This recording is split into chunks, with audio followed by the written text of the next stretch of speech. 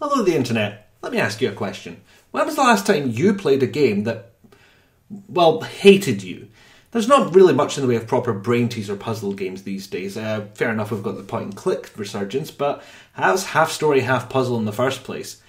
In fact, most people think of puzzle games as stuff you play on these, and most of them are logo quizzes and colour matching games. If you want something that will really damage your brain meat, you have to dig a lot deeper. Some might say it's a bit of a fool's errand. Wow, I didn't even get the pun animation. Must have been too obvious. Not to be confused with a certain book by Robin Hobb, The Fool's Errand was released by Cliff Johnston in 1987, with an MS-DOS version landing in 1989, which is as close as I've ever gotten to reviewing something older than I am. It's a collection of puzzles built around a storybook premise, in which the titular fool saves the land with an almost childlike naivety, all the while seeking 14 treasures for himself. The problem with playing this for plot is that it's told out of order. You unlock new pages of the story as you complete puzzles, just, not in order. The world of The Fool's Errand seems to be based around tarot cards, also influencing the chapter names and pretty much all of the puzzles. Now, this is another one of those games where I have to think about what version I'm going to recommend. There's a version for DOS, but the original release was actually for old-timey Macs. Whereas the Mac version boasted a higher resolution and smoother mouse movement, the DOS version is in colour. Well, only 16 of them, but in colour nonetheless, and that can make just that tiny bit of difference in a puzzle like the Jigsaws or the Sun map. More on those later. Cliff Johnston himself actually recommends the Mac version and made pretty much everything you need to get it running available on his website. But the DOS version will work too if you already have DOSBox set up and you can't be arsed getting another emulator, which may or may not be the reason why I'm going to show you the DOS version instead. The game is structured as follows. You have the storybook view which dumps text all over your face, and you'll usually have a button for opening a puzzle at the bottom. Completing puzzles unlocks new chapters and new puzzles which can be accessed via the menus. There's a few available at the beginning, but the chapter the game presents first is The Sun, and it begins the story thusly, with an intro which is in a separate executable file. As is the finale actually, so I guess I could just go run that if I want to know the ending. Now this actually happens with a couple of older games I've encountered, and I'm not sure what the reasoning is behind it. Maybe the animations got too large for a single floppy disk, I don't know. And for what seems like EGA graphics, they actually look really good.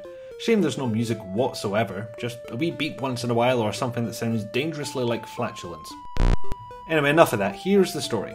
Rain happens and we get an image of Death turning into what turns out to be the High Priestess. She's going all Thor up on a mountaintop and declares that no one can undo the treachery she has inflicted upon the land. Then what's presumably sometime later, a light-hearted fool strolls through a hilly path, whistling a merry tune. So undaunted is he by the woes of the world that he nearly walks off a sheer cliff, and it takes a talking sun to make him pause for thought. See mate, this is why you just get a hotel room after a long night out. The fool explains to the talking sun that he seeks 14 treasures of the world, someone who probably should have known better given that even the fool calls himself a fool, told him that a man who strays from his path is lost. The sun, fearing the fool is already lost, bequeaths a map to him, which is somehow not on fire, to help him through his quest. The fool happily takes and sets off in the not a cliff direction. As you might have guessed, the map he receives is also the sun puzzle, which starts off looking like this. No need to worry about this for now, you have to complete the other chapters for this to be even remotely usable. You'll notice as you unlock new chapters that certain phrases and letters are highlighted in colour. Well, they are in the DOS version anyway, and if you're ever stuck on a puzzle that makes you enter words, you might want to bear those in mind. I found the story kind of intriguing, although pretty nonsensical. It's got some overarching parts, but a lot of it feels like it's just there to bestow puzzle hints. The fool meets many a strange character on his quest, during which war breaks out between the kingdoms of swords, wards, pentacles, and cups. Did I mention this was based on tarot cards already? Oh, yeah, I did. This premise, despite being quite unique, was unlikely to set the world alight by itself. What this game's known for nowadays is really being quite hard. Quite hard in the sense that if you hit your average mobile gamer trying to play this, they would be calling for their brown trousers. So what makes these puzzles that much more difficult than a quick shot of Bejeweled? Well, variety plays a part. There are several different puzzle types in The Fool's Errand, and I like to split them into two categories, the recurring puzzles and the one-shot puzzles. The recurring ones go as follows. You've got word searches, which are about as simple as they come. Straight horizontal and vertical, no diagonals, no backwards. Also, all the answers follow a theme, such as names of vegetables or countries. The easiest one is probably a chapter called The Lovers, because the answers are all tarot based and you can just check which ones you've missed by looking in the menus. They're actually quite fun in their own right, just not for the reasons you might expect. You can find accidentally placed acronyms or use the placement of letters to make up your own vegetables. Viscera? That could be a vegetable, right? Or you can play Spot the Country That Doesn't Exist Anymore. Yeah, if you want to cheat at this one, ask your grandparents for an atlas, they might have one that works. Next up you have the picture tiles, which is like a jigsaw without the funny edges to aid and or hinder you. These ones can get a little bit mean, especially when you have two virtually identical instances of the same thing, like this one with the two Wadget eyes, but you usually have to just look over subtle differences or place the rest of the tiles and swap those two around until it's solved. There's a fair few puzzles that revolve around words too, and they range in difficulty. From rearranging the letters to make a word, to mini crossword puzzles, to not so many crossword puzzles.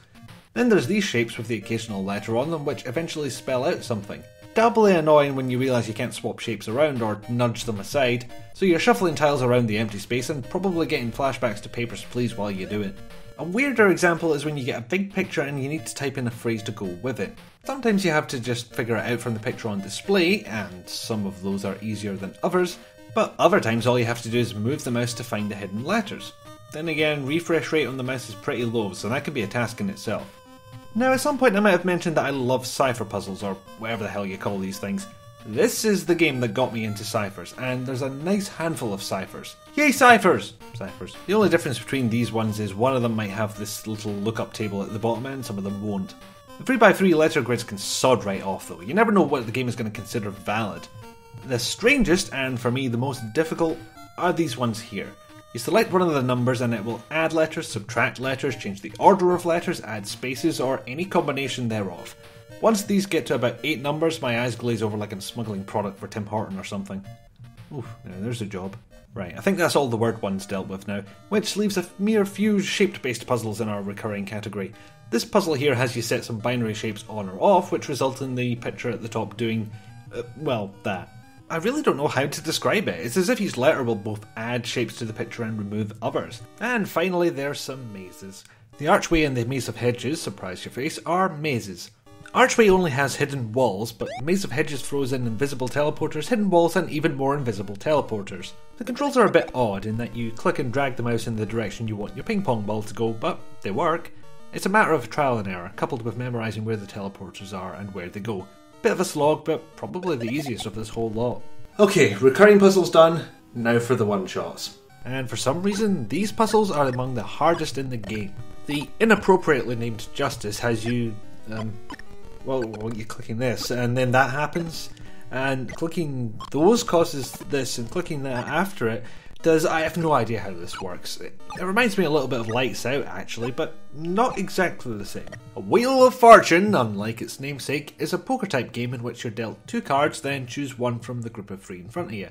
Much like poker, the cards have individual values, then there's pairs and triplets with their own values. Whoever has the highest at the end of a hand wins the difference, and the first to about 700 wins. But you don't get to know what the card values actually are. It's trial and error once again, and you'll need to dust off the old notepad and pen or handy dandy text editor program. Except if you use a text editor program, don't try and dust it off. It's going to go wrong no matter what way you do it. Terrible idea. Anyway, if you get a poor draw of cards, you can yield the round as well, but it'll deduct points from your score. Randomly clicking to get through it is an option, but you'll be damn lucky if it won you the game. From a relatively fun puzzle to an absolute pain in the head, neck and balls, we have the chapter known as the Hermit. This puzzle presents you with a line. You have to follow this line with the cursor. You know, the one that updates its position about 10% as often as you'd want it to. As soon as you hold the mouse button down, the line disappears, and you have to follow it from memory. Then you have to follow another one. And another one. And another one. That brings you back to the position you started at. So we should be all done with it. Nope, you have to follow the entire 4 set of lines in one go. Let me say that again. You need to recall the flow of all 4 lines from memory, and drag your jumpy ass cursor over each wee bastard box. And then it gives you another shape to drag your jumpy ass cursor over, just for giggles and feces. Did I mention that this game hates you? It feels like the kind of thing I should mention. There's a similar puzzle to this called the Humbug that just has you following a trail with your cursor. The trick is knowing which way to go, because the lines overlap with one another. If you get too far away, it rapidly shrinks back to the beginning. but it manages to perch itself just over the hermit a little bit because you can actually catch it again before it finishes, and you can just continue from where you left off. And you don't have to hold the mouse button down. Strange enough, that does make a difference. Alright, rant over. That's how most of the puzzles go. There's a couple more that concern some keys and something called Thoth and the High Priestess and all that stuff, but for the 3 or so people that are masochistic enough to find this game appealing, I want to leave a little air of mystery. You can play this as a mere collection of puzzles, but you'll be missing the opportunity to get sucked into the story like I wasn't. Seriously, I had to just force myself to read them all to give you that brief synopsis. Anyway, I feel safe in saying that this game is a bit of a cult classic, given that it actually has an internet presence beyond a page on Home of the Underdogs. In fact, co-creator of 7th Guest Rob Landeros cited that as an inspiration, and you know what? I can see it. Disjointed puzzles held together by an underlying plot, puzzles that unlock more puzzles which can be completed out of order. It works. And apparently that was just enough love to get Cliff Johnston to come out of retirement and give us a sequel. 25 years later. As far as I know, the only sequel we've been waiting longer for is Wasteland 2. What I love about this is, in addition to being a game that's remotely hard, there's rewards to be had besides just unlocking the next level. You get more story to read, you get new map parts for what that's worth. I couldn't arrange the map properly without a walkthrough. You can save and load at any time, even in the middle of a puzzle. It saves your progress. So it's frustrating, sure, but you can put it down and pick it back up again without any fuss. Assuming you don't consider opening DOSBox, navigating to the correct directory and running the executable as fuss. But hell, that was my bread and butter for 6 years. It was either that or play games on Windows 3.1. Ugh. And the advantage to the storybook layout is you can leave one puzzle to go try another one if you get stuck. Which you will, because it's that kind of game. It's a fabulous bit of freedom and not something that we get to see all that often. It could really mean the difference between stopping on that puzzle to work on another puzzle, or stopping on that puzzle to turn the game off. I've come back to the Fool's Errand a number of times without actually completing it, and I'm starting to think that I just never will. I view it like the copy of Quake 3 I have installed on my computer. I don't play it every day, I don't play it to complete it, I have it on there because it's fun to dip in for a while and dip out again. Okay, Quake 3 is a bad example because the gameplay is actually varied each time you go in there, whereas these are set puzzles, but it's pretty much the same idea. I play it to exercise my brain meat, whether it's my memory from remembering how to do these puzzles that I did before, or I've forgotten how to do these puzzles, so I'm testing myself out kind of for the first time. Eventually, I'm probably going to have to try and complete it. Not today, though.